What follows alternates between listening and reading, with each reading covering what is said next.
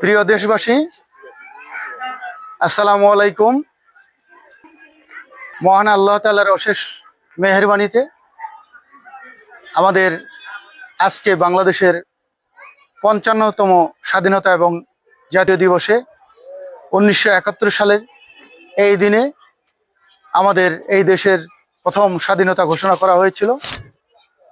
আমাদের এই স্বাধীনতা এনে দেওয়ার পেছনে যেসব ৩০ লক্ষ বাঙালি এবং ২ লক্ষ মা বোন তাদের ইজ্জতের বিনিময়ে আমাদেরকে সেই মহান স্বাধীনতা এনে উপহার দিয়েছেন এবং আমরা জাতি হিসাবে আজকে সারা বিশ্বে স্বাধীন সার্বভৌম নামক এই বাংলাদেশ রাষ্ট্রটিতে বসবাস করতে পেরে আমরা বীর শহীদদের তথা জাতির শ্রেষ্ঠ সন্তানদের প্রতি মাগফিরাত কামনা করছি এবং সমগ্র দেশবাসীকে আমার ইউটিউব চ্যানেল গ্রিন নেচার 1971 এর পক্ষ থেকে আমি মোহাম্মদ খাদেমুল ইসলাম সকলকে স্বাধীনতা দিবসের শুভেচ্ছা জানিয়ে শেষ করছি। খোদা হাফেজ।